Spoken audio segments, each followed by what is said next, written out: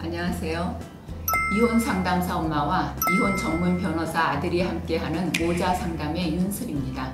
오늘은 이혼하면서 어떻게 하면 양육권을 가져올 수 있는지 대해서 알아보도록 하겠습니다. 양육권 분쟁에선 중요한 요인이 3가지가 있습니다. 첫째는 현재 누가 아이를 키우고 있는가, 두 번째는 아이의 나이가 어떻게 되는지, 세 번째는 양육 환경이 어떠한지, 이렇게 3가지가 중요합니다. 양육권 분쟁에서 가장 중요한 것은 현재 누가 양육하고 있는가 하는 겁니다. 법원에서는 대체로 특별한 경우가 아니라면 아이의 양육자가 달라지는 것을 원치 않습니다. 법원에서는 아이의 복리를 우선시하기 때문에 아이의 양육자가 달라지면 아이가 그만큼 혼란을 겪고 또 새롭게 적응을 하고 해야 하니까 그 환경이 특별히 나쁘지 않다면 현재 환경이 그대로 유지되는 것이 낫다고 생각합니다. 이런 경우가 있었어요. 이혼 소송을 시작하면서 엄마는 양육권을 가져오고 싶었지만 돈이 부족하니까, 그렇다고 친정이 있는 것도 아니고 바로 별거를 시작한다고 나가서 아이랑 같이 기거할 곳이 있는 것도 아니고 아이를 두고 홀로 나가서 이제 별거를 시작했어요. 엄청 열심히 일을 해서 아이하고 함께 지낼 곳을 마련을 했어요. 그러니까 엄마는 아이와 지낼 곳을 마련을 했으니까 내가 양육권을 가져올 수 있겠다 이렇게 생각을 했는데, 양육 분쟁이 심하면 소송도 오래 걸릴 수밖에 없잖아요. 별거 하고 이혼 소송 진행하고 그러면서 거의 1년 반을 넘기면서 친할머니가 양육을 하고 아빠하고도 잘 지냈습니다. 소송에서는 엄마가 양육권을 가져올 수가 없었습니다.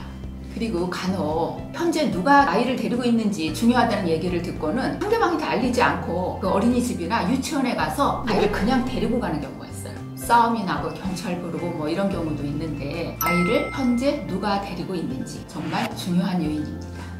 그리고 두 번째로는 아이의 나이가 중요합니다. 아이가 어릴수록 양육권을 엄마에게 주는 경우가 대부분입니다. 아이가 나이가 어리면 엄마하고의 그 유대관계가 강하고 또 친밀도가 높기도 하거니와, 나이가 어릴수록 아빠보다는 엄마가 아이를 더 잘 돌본다고 생각들을 많이 하니까요. 나이가 어린 아이인 경우에는 아동심리검사라는 것을 실시해요. 미술치료 같은 것을 하면서 아이의 심리를 살펴보고 엄마와 아빠를 이렇게 따로 불러서 아이와 노는 모습을 관찰을 합니다. 아이가 엄마나 아빠와 노는 모습을 보면 누구와 더 친밀한지 알 수가 있잖아요. 그래서 친밀감을 누구에게 더 많이 표시하는지 조사를 해서 그것을 보고서를 작성해서 법원에 제출을 합니다. 그러면 그게 참고 자료가 많이 되지요. 아이가 본인의 의사표시를 할 수 있으면 아이의 의사표시도 반영이 됩니다. 특히 이제 아이가 13세 이상이다. 그럼 아이의 의견이 상당히 중요합니다. 걱정하시는 분들이 있어요. 아이의 의사를 물을 때 이혼소송 법정에 아이를 세워놓고 묻느냐? 그렇지는 않습니다. 조사관실에 딸을 불러서 아이에게 이렇게 물어보거나, 아이가 큰 경우에는 본인 진술서로 대신하기도 합니다. 그리고 양육 환경이 있는데, 양육 환경은 누가 돈을 더 잘 버느냐의 문제가 아닙니다. 물론 돈을 잘 벌면 아이에게 윤택한 생활을 하게 해줄 수 있으니까 유리한 것은 맞지만, 상대방이 궁핍한 생활을 하고 있는 게 아니라면 그건 큰 문제가 되지 않습니다. 양육 환경에서, 그러니까 예를 들어서 엄마가 부부싸움만 하면은 아이를 두고 그냥 가출을 해버려요. 또 부부싸움 하고 나서 아이를 남편 가게에다가 훅 맡겨놓고 가출을 한다든지, 그런 엄마라면 좋은 양육 환경을 앞으로 제공할 거라는 믿음을 주기가 어렵겠지요. 또한 직업이 유흥업소에 종사한다. 항상 늦게 귀가할 수밖에 없잖아요. 또 엄마가 친구 좋아하고 술 좋아하고 여행을 좋아해서 아주 자주 아이를, 남편이 퇴근하면 아이를 맡기고 또 아니면 친정에 맡기고 저녁 외출을 한다. 그런 것도 양육권 분쟁에서 불리하겠죠. 경제적으로 너무 궁핍하게 사는 경우도 마찬가지입니다. 예를 들어 엄마가 양육 계획서에 앞으로 아이와 친정에 들어가서 살 계획이다 이렇게 썼어요. 그런데 양육 환경 조사를 나가보니까 방이 2개인데 친정 부모님이 살고 있고 또 오빠네 식구가 살고 있어요. 그러면은 이 엄마가 아이를 데리고 친정에 들어가도 지낼 방은 없는 거잖아요. 그럴 경우에도 양육권 분쟁에서 불리합니다. 엄마가 아이를 두고 일을 해야지 되는데 아이를 돌볼 보조 양육자가 없다. 그럴 경우에도 또 불리합니다.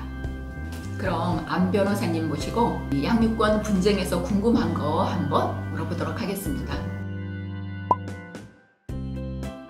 안녕하세요. 안재현 변호사입니다. 오늘 양육권 분쟁에 대해서 이야기를 했는데 왜 양육권 분쟁에서 가장 중요한 게 현재 누가 데리고 있느냐 이게 중요하다고 하잖아. 근데 이런 경우에 양육권 분쟁 중이야. 아이를 엄마가 데리고 있어. 아빠 쪽에서 아이를 데리고 가버렸어. 아이를 만나지도 못하게 하고 통화도 못하게 하고 문도 안 열어줘. 그러면서 아빠가 계속 데리고 있으면 이럴 경우에 아빠가 유리한가? 이거는 조금 나눠서 봐야 되는데 일단 양육권 자체는 부부간의 분쟁이 아니라 철저하게 아이의 입장에서 법원이 이 아이가 성인이 돼감에 있어서 얼마나 훌륭한 환경에서 키울 수 있냐 요것만 보거든. 그러니까 부부간의 분쟁이 아닌 거야 이거는. 좀 과장해서 말하면 법원이 아이한테 빙의해서 내가 어떻게 하면 성인이 잘 될 수 있지? 이런 관점에서 판단한다고 생각을 하면 돼. 근데 만약에 내가 엄마랑 잘하고 있는데 아빠가 와서 엄마랑 연락도 안 하고 갑자기 나를 막 데려가. 그럼 아이가 정서적으로 되게 불안할 거잖아. 그렇지. 그 자체는 아이의 복지나 정서적인 안정감을 해치는 행위로 판단이 돼서 아이의 입장에서도 굉장히 안 좋은 행위로 판단이 돼. 문제는 만약에 그런 행위가 있는데 아내 쪽에서 특별한 이의제기 없이 2년, 3년 흘려.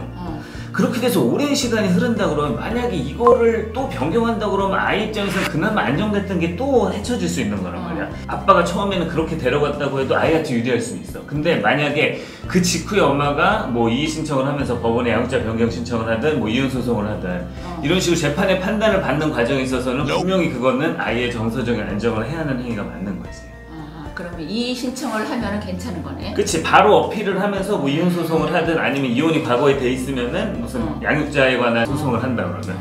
근데 하여튼간 그런 상황이라도 그 상황이 굉장히 오래돼서 아이는 또 이 상황을 받아들이고 있구나 정서적으로 라는 판단이 쓸 정도로 오래돼 있다고 하면은 그때는 또 유리할 수 있는 거지.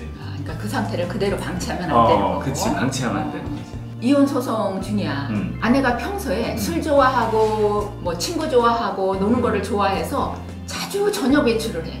이제 걱정이 돼서 남편이 아이를 키우고 싶어 하는데 이 아내도 자기가 키우겠다 하는 거야. 그러니까 이럴 경우에 어떻게 대응을 해야 하는지. 근데 이거는 뭐 법률적인 문제라기보다는 좀 상식선에서의 문제인 건데 당연히 재판부가 아내가 그런 행동을 했다는 걸 알게 되면은 어떤 판사도 아내한테 양육권을 줄 판사는 없는 거야. 항상 실무에서 문제되는 건 진실을 재판부에 그대로 옮겨 가져가는 게 문제가 되는 거야. 그러니까는 아내는 분명히 그럴 거야. 나 그런 적 없다. 내가 나가도 최소한만 나간 거고 아이는 난 양육을 잘하면서 나왔다. 이러면 이제 남편 입장에서 속이 터지는 거기 때문에 이건 뭔가 법률 문제가 아니라 그 당시를 현출할 수 있는 자료들을 갖다가 재판부한테 보여줘야 되는 거지. 그 당시에 아내랑 어울렸던 지인들의 도움을 받는다는 거. 그 당시에 이제 문자 메시지나 카톡 메시지 있을 거 아니야? 지금 아내랑 통화하면서 그런 녹취 같은 걸 내야 되는데 근데 만약 이혼 소송에 대해서 아내가 다 잡아떼고 이런 자료들이 없다고 하면 재판부에서는 진실을 알 방법이 없는 거니까 이혼 소송 중에 뭐 대응을 새로 해봤자 아내가 인정할 리가 만무하니까 그거는 평소간에 자료가 없으면 사실 여기에 대해서는 속수무책일 수밖에 없는 거지. 아내가 바람을 피워서 이혼을 했어. 그러니까 아내의 잘못으로 혼인이 파탄 났잖아. 이럴 경우에는 남편이 양육권에서 유리한가?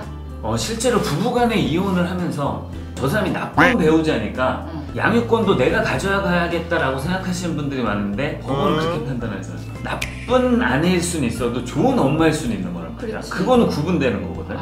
그렇기 때문에 이 양자를 구분해야 돼. 그리고 절대로 아이는 부부간의 권리 다툼이나 거래의 대상이 될 수 있는 게 아니야. 법원은 무조건 아이의 복리, 아이의 정서적 안정에 대해서만 생각을 하거든. 근데 이제 실무에서는 그래. 만약에 아내가 바람을 필 정도라 그러면 가정에 소홀히 하고 가시 같아도 소홀히 하는 경우가 많거든. 그래서 현실적으로 그 영향이 미쳐가지고 이제 양육권을 뺏기는 거지. 만약에 불륜을 저질렀음에도 아이한테는 정말 잘하고 지극정성으로 하고 아이랑 유대가 충실하다면 불륜 자체가 양육권에 영향을 미칠 수는 없는 거야. 그러니까 그 양자의 사유를 구분해야 돼.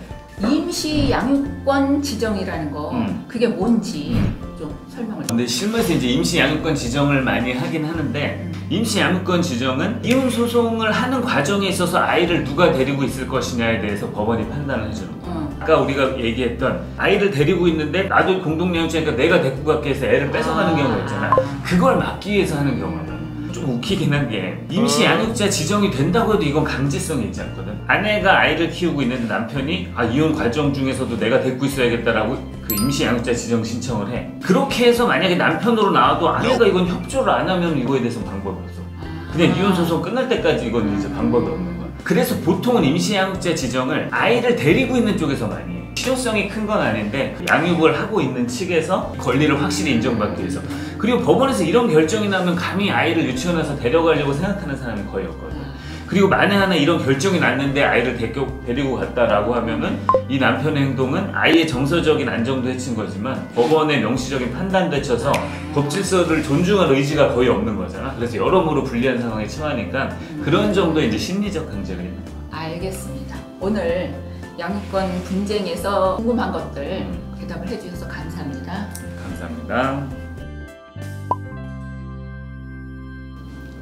오늘은 이혼 소송하면서 양육권을 가져오기 위한 것엔 어떤 게 중요한 게 있는가 한번 알아보았습니다. 그럼 다음 주에 다시 뵙도록 하겠습니다. 감사합니다.